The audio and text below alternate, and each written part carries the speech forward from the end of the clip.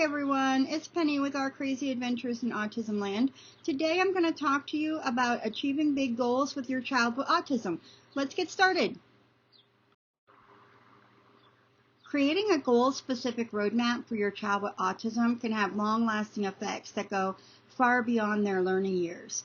An autism roadmap, or an autism action plan as we're going to call it, is not necessarily just for homeschool goals. You can use it.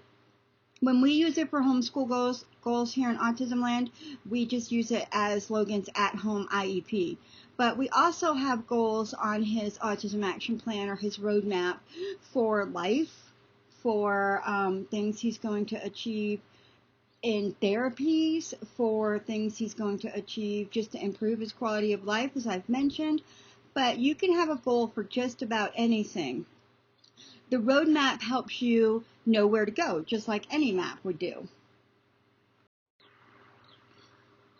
Why do you or your child need an autism action plan? Well, the autism action plan, as I mentioned in the earlier slide, gives you a guide to know where you're going. So with an autism action plan, you can see your child's path towards whatever goal he wants far more clearly, and it helps you understand what therapies, what modifications, what supports, anything you need to do. It helps you understand whether or not you should do that as it pertains to your goal.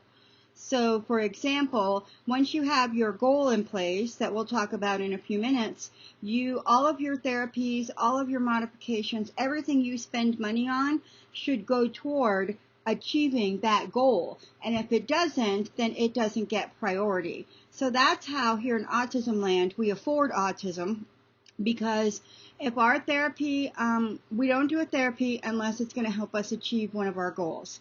Our therapy goals all pertain to achieving that one big goal. And all of our modifications and supports that we put in place and we spend money on, or we attempt to teach Logan, all go toward that goal. So having an autism action plan or a roadmap helps you know helps you prioritize where to put your money, where to put your time, and as it pertains to that goal. So let's talk about some practical tips for creating goals. Now, for the rest of the presentation, I'm only going to be talking about as it pertains to the Autism Action Plan. That's what we use here in Autismland. That's what you have access to. It comes with this workshop. So everything I talk about now will pertain to how to fit it into that. Any roadmap will work this way. It's just about achieving goals, and we know most of this, but we just need to learn how to apply it to our child with autism. So some practical tips for creating goals are: goals should always be achievable, observable, and specific. When you make a goal for yourself, for your child, for your dog, for anybody, they should always be those three things. You're not going to achieve your goal if you don't have those three things in there. Any self-help person will tell you that. Achievable helps you know and visualize what you're working for. Okay, so you want to make sure that you're not saying that I would never make a goal for Logan to ride his bike across America, because number one, Logan can't ride a bike, and number two, he'd never have the stamina to do that, and it's not something he wants to do anyway. So that would not be an achievable goal for Logan because it doesn't pertain to his life. An achievable goal for Logan right now as a 23-year-old man would be to live independently with supports. That's an achievable goal for him because that's where he is in life. When he was smaller and in elementary school, an achievable goal would be Logan will learn how to play appropriately with a peer 3 years younger than him, because that's where his developmental age was 3 years younger than where he was to start with. And so that was an achievable goal. It was observable. I could see whether or not Logan could play with the child, and it was specific. Logan was going to play successfully with a child 3 years younger than him 80% of the time, if you want to use IEP terminology. But it was specific. I knew exactly what Logan was doing. The only part that has a little bit of wiggle room in that goal is that Logan will play appropriately.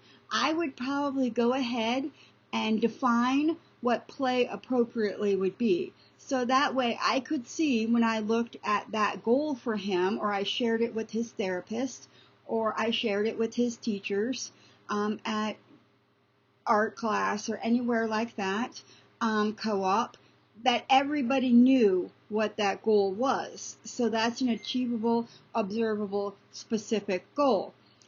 By doing that, it helps you know and visualize what you're working for. When you know exactly what the goal is, it is so much easier to know whether the activity you're about to do or the money you're about to spend or if it's the therapy goals all pertain to that goal. So you're not just, throwing money to the wind and all willy-nilly, and you're not achieving stuff that you feel is important. Sometimes we have to stop our roadmap and achieve things that help our quality of life, that are important to us. So, for example, Logan couldn't drink from a cup in kindergarten. It bothered me to no end that Logan could not drink from a cup.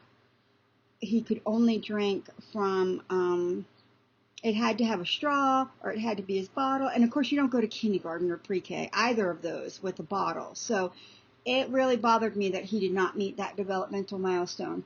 So for the summer before he started school, because he went to school through second grade, the summer before he started kindergarten, we worked on drinking from a cup, because that improved his quality of life, that improved his chances for success at school, and it made it better for our family. It did not pertain to any particular, it didn't pertain to his 10-year goal, it didn't pertain to his 5-year goal that we'll talk about. It was just a pause in our roadmap so that we could achieve something that needed to be done to improve our family and his quality of life. When I created the goal for him to drink from a cup, I still followed these 3 steps of achievable, observable, specific. So my goal was, before school starts, Logan will be able to successfully drink from a cup without spilling it. That's what kindergartner teacher wants. So when we got specific, it was by the end of June, Logan will be able to drink from a cup with a straw successfully. And then by the end, then we gradually took off the lid and the straw, and then it was Logan will be able to drink from a cup with no lid and no straw 80% of the time. And by the time he went to school in August, he could do that. But I didn't just say Logan will drink from a cup and then not write down any steps for how Logan was going to drink from a cup. You can't do that. You have to be practical when you're creating your goals. It also gives you a purpose for where to spend your limited time, your limited money, and your limited resources. You want everyone on your team working toward the same goal. So that way you're more likely to achieve it. So when we were working on the cup goal, for example, his therapists were working on him holding the cup. His physical therapist was working on hand strength so he could hold the cup. His occupational therapist was working on learning how to drink from a straw and then how to take the lid off and drink appropriately from just a regular cup. Everybody on his team that was working with him worked on the same exact thing. We all worked on Logan will drink from a cup. So that's why it's important when you create your goals to make sure that they are those 3 things, so that way there's no wiggle room for misinterpretation on your team for anyone to not be working toward your goals. Now, as we make those achievable, specific goals from our last slide, we also have to remember that we're not going to achieve our goals overnight. If your goals aren't big and scary, then they're not really goals. They're just sort of, oh, we might do this. It's also important to remember that sometimes we make big leaps towards development with our children, and sometimes it's excruciatingly slow. Even slow progress is still progress. Even if you're taking 2 steps forward and 1 step back, you're still making progress. Even if a snail can beat you, you're still making progress. The important part to remember is, as we fill in some of the gaps that our children with autism have in their development, that sometimes they're going to inch along in their progress and then all of a sudden take a huge leap to where they need to be. And then sometimes the goal is hard. Let's face it, goals are hard. So we're going to need to, and there's going to be a whole lot of trial and error trying to figure out what the goal is, how to measure it, and how to achieve it, and then the steps we need to do that. But a lot of times we lose confidence in ourselves as parents, and we lose hope that we can achieve this goal because we can't see the progress. And just keep reminding yourself that even slow progress is still progress. Let's walk through the Autism Action Plan, or your roadmap for achieving big goals with your child with autism. What is the overall goal of the plan? The objective is to help your child with autism meet long-term, far-reaching goals by learning how to break them down into smaller, more achievable goals. So it gives you a focus for your child's future. Oftentimes, parents with autism don't think to the future for their children, because when you're in the early years, you're what I call in the trenches. You are just trying to survive the day. You're learning, your child is exhibiting new behaviors. You're learning how to deal with them. You're learning how to deal with people who may not be aware of autism, which I can't believe anybody isn't, but there are people in this world who aren't aware of autism. So you're learning how to deal with them. You're learning the ebb and flow of your family now that autism has entered it, or now that you know autism has entered it. So when you're in the trenches, it's hard to think past the next day or the next hour or heck, the next 5 minutes to 10 years down the road. But by making a goal for 10 years down the road, your 10-year roadmap, you're giving yourself hope to focus on. This is where I want to see my child in 10 years. Now, when you do the very first page of the autism roadmap is your 10-year roadmap. You're going to tell your roadmap or your plan where your child is now. Where do you see him in 5 years, and where do you see him in 10 years? These should be the 10 and 5-year goals. When you get there, should be big, scary goals. When Logan was in elementary school, our 10-year goal was that he would graduate from high school. And so it was a big, scary goal because we were homeschooling. We took 2 years off. Excuse me, we took 2 years off from academics. So he didn't even do school for 2 years. He came out in 2nd grade. We didn't do school for 2 years. So here he was chronologically a 4th grader, but he was starting way back in kindergarten with his sister. So that was a pretty big, scary goal that he would graduate at all. Never mind graduate, with his same age peers. So your 10-year goal should feel like it's just out of reach of what your child can do, because you're going to work toward it. It makes sense. You can't achieve your 10-year goal tomorrow, because then it wouldn't be a 10-year goal. It would be a tomorrow goal. So that's why you want to give a focus to your child's future by envisioning him 10 years from now. So right now, Logan, and here in Autismland, is 23 years old.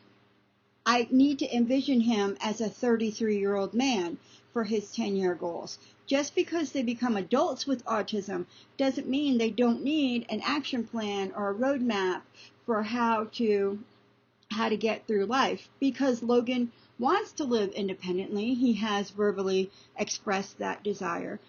That is our 10-year goal. But Logan will not be able to live independently without some supports.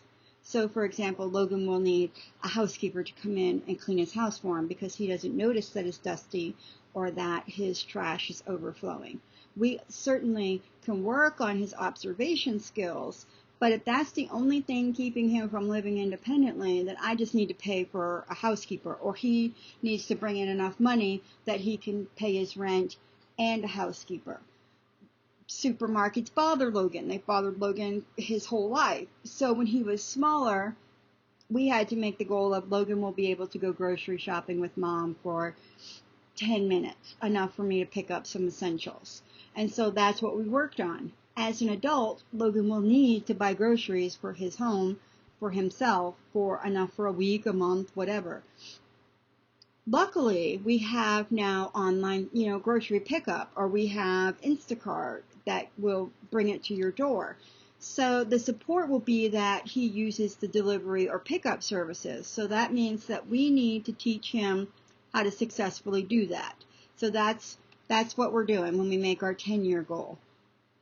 It needs to be long term. It needs to be far reaching, but it still needs to be achievable, observable, and specific. So even though you're making I'd love to see my child goal, you also need to make sure you do those three things, or that the goalpost will keep moving. Your child will never reach the goal because you don't have a specific way to measure it.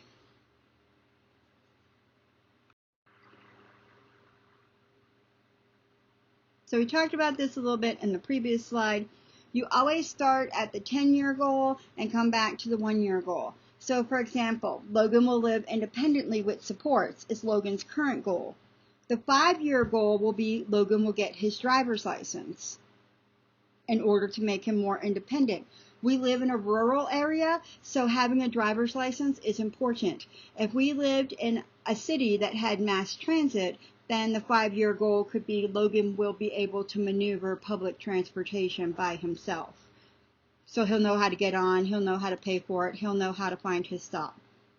That's part of living independently. You have to be able to get around. So our 10-year goal is that Logan's living independently with supports. It's achievable. Like Logan will live independently is never achievable because he will not without support. So that's why we add with supports. Our 5-year goal that helps us achieve our 10-year goal is Logan will get his driver's license. So, and then of course, in order to get your driver's license, what do you have to do? You have to practice. And in order to practice, you'll need your learner's permit. So when we made this 10-year goal, actually we made it a couple of years ago. So this is the goal we're currently working on, that Logan will live independently with supports. He's now gotten his driver's license, although he can drive around the city. He's not mastered highway driving yet. So, but for this purpose of living independently with supports, the driver's license works. Logan will get his learner's permit. So we started our trek toward independence for Logan with getting his learner's permit. He got his learner's permit. He practiced. After a year, he still wasn't ready. So we just renewed his learner's permit, which you can do. And then he just practiced, and we just kept practicing, going toward our goal of Logan will get his driver's license. This particular case, it took him 2 years to pass the driving test. He had his learner's permit for 2 years. We allowed him to take his driver's test because we thought he could drive around our little town, which he can. So now that he has his driver's license, with the caveat that he cannot get on the highway until we practice that. And of course we know he cannot drive in like large cities. I have difficulty driving in large cities. But for the purpose of our goal, Logan can drive around town and get to his work and get to the grocery store and get to the dentist, places he needs to go.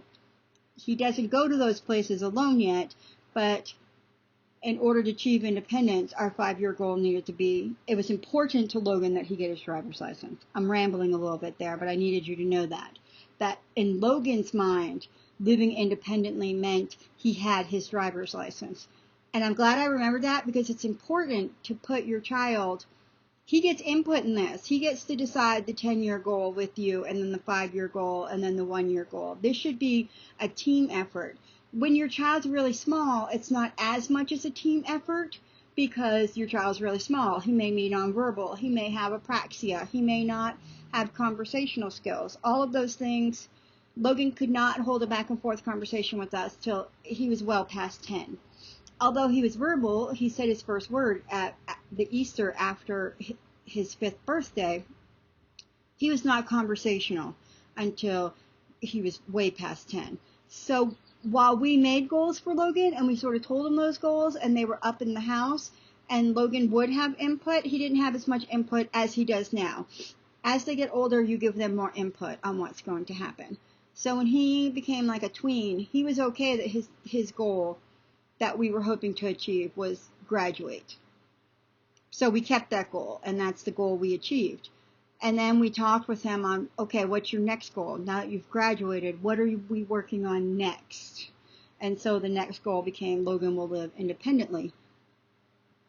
You could say, if your child is in elementary school, my child will be at grade level and attend public high school, if that's what you think you're going to do. We homeschooled all the way through, so he graduated from our homeschool. But you do what's right for your family. So that could be your 10-year goal. Your child starting kindergarten, he'll be at grade level by high school. I wouldn't put he'll be at grade level by second grade because that's not achievable.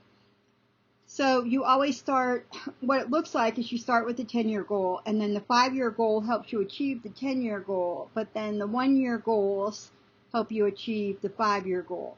And it's okay if your 1-year goal has to go over to year 2 goal or year 3 goal because you're still working toward it. Remember that even slow progress is still progress. However long it takes you to get to your 5-year goal, hopefully it'll take you 5 years, then you would just move on to make other goals, 1-year goals, to get to your 10-year. The 5-year goal is sort of your halfway point. Is our 10-year goal still achievable at this point? Because if it's not, you need to change your 10-year goal. So at the 5-year goal, you sort of say, okay, if we're here, we're still able to achieve the 10-year goal, no matter how many years we had to roll over the 1-year goal. Okay, so we're going to spend a couple more minutes on the 10-year goal because you really need to nail the 10-year goal in order for the others to fall into place. So when I do Logan's 10-year goal, after asking Logan for his input, I go to a quiet place, which is super hard in my house because my house is so noisy. I went someplace recently where it was super quiet, and I couldn't even function because it was so quiet because my house is usually so noisy. I'm sure you can relate. Our kids with autism hate sounds, but they're the loudest people I know. So you close your eyes and just envision what your child will look like, feel like, be doing in 10 years. Don't pick the negative vision if you understand what I'm saying. Sometimes when we're in the trenches of autism, we close our eyes and we see 10 years off, and it's not a good picture. So we're going to push that picture away and we're going to think of the good one. So in 10 years, if your child can do this, you will be so happy. Your whole life will be worth it. I'm not saying if your child doesn't achieve it, your whole life isn't worth it. I'm just saying to make the 10-year goal for your child, envision what your child will look like in 10 years. We try to be as specific as possible, okay? And how we get sort of our brain going is that we think, how old will they be in 10 years? Where will they live? Will they be at home, or will you be working at, will they be living independently? Will they be living in a group home? Like, where will they live? What does school look like if they'll still be in school in 10 years? So if your child is 6, in 10 years, they're 16, they'll still be in school. What does that look like in your head? What is one out of this world goal that you would love to see them accomplish? It's important when you make your 10-year goal that you think of something so outrageous, so out of this world that there is possibly, it's achievable, but it would take an act of God for it to happen. It's okay to pick that goal as long as it's achievable. Remember, I wouldn't pick the goal that Logan's going to be the first person to walk on the moon. Actually, someone's already done that. On Mars, because Logan hates to fly. He'd never make it through NASA. So there we go. That's not achievable.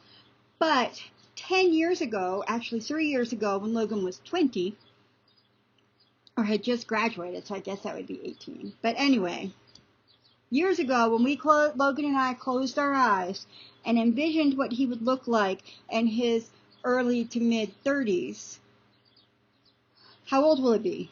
He'll be in his early to mid 30s, between 30 and 33, because he's 23 now. Where will he live?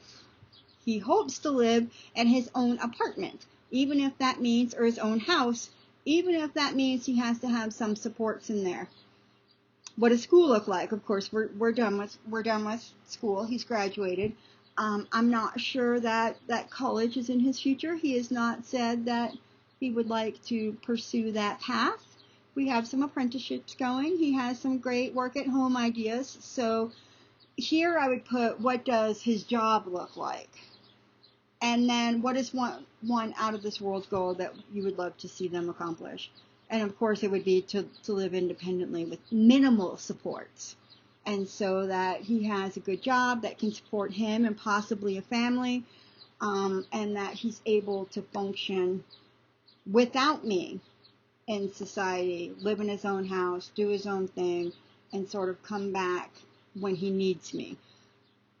I don't wear such rose-colored glasses that I don't acknowledge that Logan will need supports, and that he won't be able to do all of that without me putting in some guidelines, like maybe I pick up his online pickup, grocery pickup, or maybe, I pay the person to clean his house. When they become adults, your goal becomes for them to be able to function without you.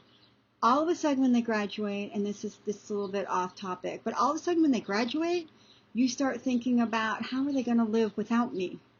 When you hit that 19-year-old birthday, I'm telling you, it hits you like a ton of bricks. So our 10-year goal right now is, how is Logan going to live when his father and I are not here? So we want to put that into place. Even if that means putting a trust, even if that means for us putting the support in place of a trust fund or something like that, an Abel's account, so that he has something to draw from for income.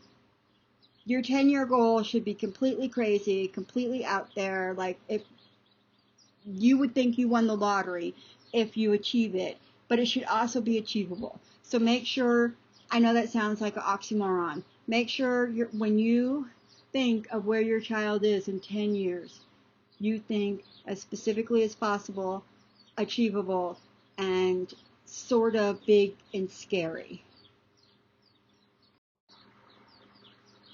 So I sort of rambled in the 10-year goal because it was important to me that you know that the 10-year goal is the most important goal in this plan. You should, everything works toward the 10-year goal. So now that we have the 10-year goal of Logan will graduate, or Logan will be at grade level, or whatever your 10-year goal is,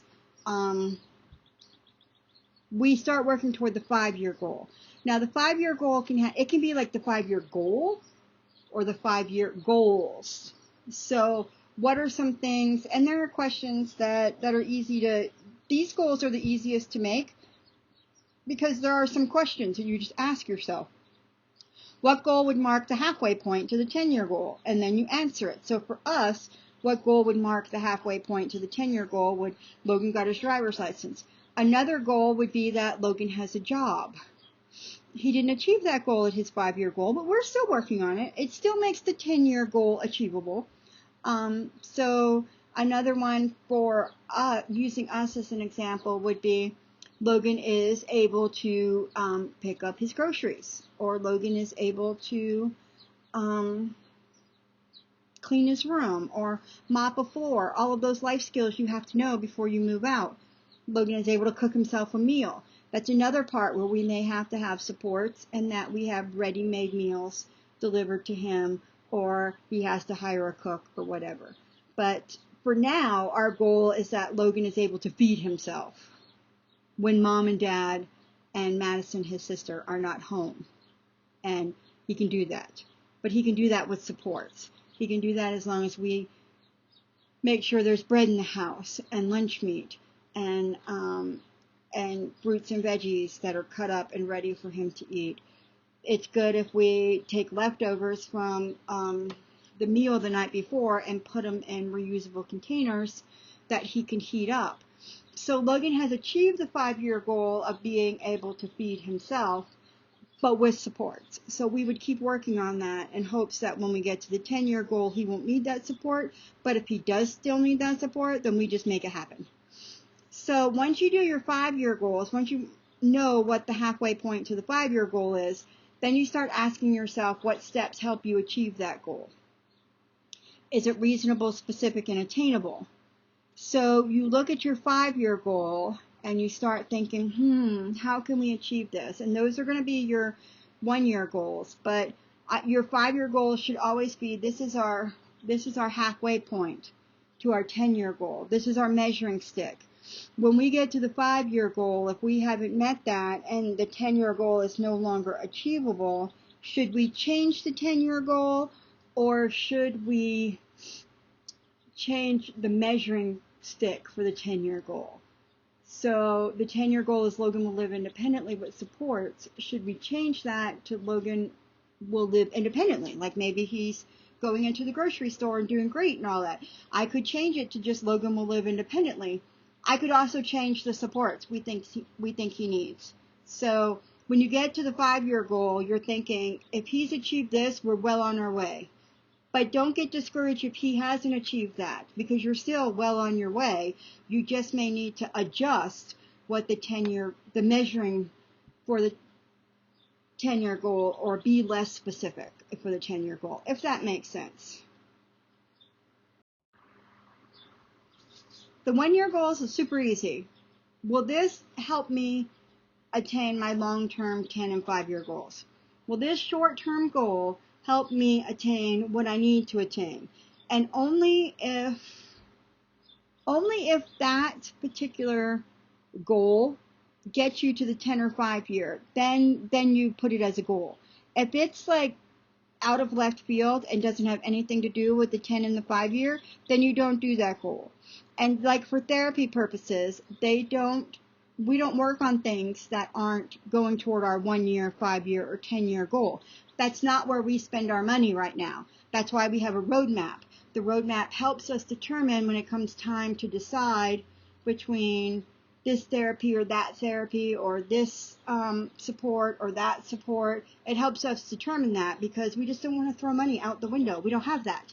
So that's why we need the roadmap, and we need the 1-year goal to remind us that that's what we're supposed to be working on. So for every goal, you may have several 1-year goals, and your 1-year goals may become 2-year goals or 3-year goals. Like Logan's learner's permit just became a rolling. As long as we achieved it before the 5-year goal, we were good. You may achieve all your goals the first year that you've set towards your 5 and 10-year goal. So then year 2, you just keep building on that. We've achieved these, what can we do next that will help us get to the 5-year goal? And then you just keep doing that until you achieve the 5-year goal. Sometimes you achieve the 5-year goal on the 5-year mark. Sometimes you achieve it on the 4-year mark. But all your 1-year goals should go toward, how will this help me get to my 5 or 10-year goal? This is sort of the part where you put it into action. You break down the 5-year goal into steps and into measurements, so that you know, we need to be able to do this by year 3, we need to be able to do this by year 2, and we need to be able to do this. We need to be working on this on year 4 in order to get to year 5. So this is where your steps needed to achieve the long-term goals come in. So it's important to have several 1-year goals. Like we had a therapy 1-year goal, we have a life skills 1-year goal, we used to have a homeschool 1-year goal when he was in school. So that's how we knew, and they all went toward that 10 or 5-year goal. Don't have too many goals though. Don't throw like 10 goals out there that are going to get you to your 5-year goal. Remember that you have 5 years. You have 10 years to achieve these goals. So it's okay if you break it down into smaller increments, and that it's year 4 when you're achieving the very last goal that will get him to the 5-year goal. It's a marathon, not a sprint. So we just break down the steps, we make our goals as needed, and then we get to work. So the number one caveat you always have to remember is that we always work backwards. We always make the big, hairy 10-year goal, Logan will graduate. That's out of our comfort zone. It's big, it's scary, it seems out of our reach, but it's achievable, it's attainable. And then we make our 5-year goal that helps us go toward the 10-year goal. Like if we're here, we're halfway. If we're here, we're halfway to the 10-year goal, and we can really do it. Now, years 6 through 9 in there, I know you're thinking you didn't make any more goals. We just make more 1-year goals in that little gap between the 5 and the 10-year goal. So once you've achieved the halfway point, then your goals on years 6 through 9 or 6 through 10 or 5 through 10, whatever it is, should all be how can we achieve that 10-year goal. You've already achieved the 5. You've already achieved several 1-year goals. Now how can what are we doing to get to that 10-year goal? You can, there's a poetic pause there. I'm trying to think of how to say this. You can continue to the 10-year goal and wait till you achieve the 10-year goal to make a new one, to move the goalpost, so to say. Or you can, if you see that you're well on your way to your 10-year goal, you can make another 7-year goal so that you know if you're halfway to keep marking progress. By the time you get to the 5-year goal, you know what the 10-year goal is, and you know what needs to happen in order for the 10-year goal to be accomplished. So years 6 through 9 are sort of, they're easy to make goals for because you know what you're doing. Sometimes we make another 10-year goal at that point, so we're working on multiple things, but that depends on the child. When Logan was in school or he was younger and we were in the trenches, we would not make another 10-year goal. We'd achieve this 10-year goal and then we'd move on from there. Now that he's an adult and as you know, he achieved his 5-year goal of getting his driver's license, then we might be working on a different 10-year goal or 2 different 10-year goals so that he can always have a goal out there to achieve.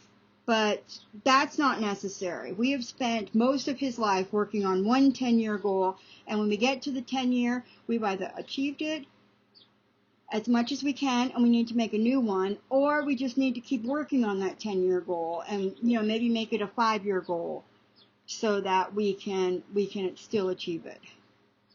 Don't think because year 10 came and you didn't achieve it that you need to throw it out. Sometimes you just need to give it another year or 2 and you're there, and then sometimes you just need to adjust if you can. But you always look ahead to the finish line. So you start at the finish line and then you work backwards. I do this, or I did this when he was in school. I still do this with my other neurotypical kids that I'm homeschooling. I start at the end, which is graduation, and I work backwards from there. As they get older, I start at their career and then adjust their high school courses to that. So you always start at the end and work backwards. In our example, we would always put a lot of thought and discussion into the 10-year goal until we really nailed the 10-year goal, and that would be specific, attainable, and observable. We would make sure we had all of that, and then once we had all of that in place, then we know how to make a 5-year goal. I wouldn't make the 6 through 9-year goals until after the 5-year goal has been accomplished. Because you don't want to overwhelm yourself. So you make your 10-year goal, then you make your 5-year goal, and now we can start getting super specific and make our 1-year goals so that they all pertain to that. And your 1-year goals you can achieve in 6 months, and you just make a new 1-year goal, and you just keep, the point is to always have a goal in front of you that works towards that 10-year goal that you see off in the future, because that 10-year goal is what gives you hope on the hard days. That 10-year goal is what will keep you going on the Autism Rising days when you think your head's going to explode. That 10-year goal is going to keep you up late at night researching things to help your child achieve his 1-year goal. Plus, it's also the benefit of it's going to have you spending your time, money, and resources on things that improve your child's quality of life or improves your family's quality of life, because those are important things. If your family and your child is not living their best life, then you need to work on that. Even people with autism need to be living the best quality of life they can. So sometimes your 1-year goals work toward your 5 and 10-year goals, but you have to pause and put in some quality of life goals in there. And that's okay. You have 5 years to achieve that middle goal. So don't beat yourself up if you have to say, we have to stop working on this for a minute while we do this. Because quality of life is always way more important than any goal you have put. So that 10-year goal, you should have, I have it on my whiteboard in my office so that we remember that everything we do should pertain to helping him achieve that. So I hope my presentation about achieving big goals with your child with autism was helpful to you. I hope I didn't ramble and all that too much and you have no clue what I'm talking about. Sometimes I know what I'm talking about, but I don't always articulate it well. So if you have questions, you can find me at any of these places and ask them. I'd love to hear what you come up with, your 10-year, 5-year, 1-year goals. I'd even love to help you if you need help on doing that. So you can find me at any of these places, and thanks for listening.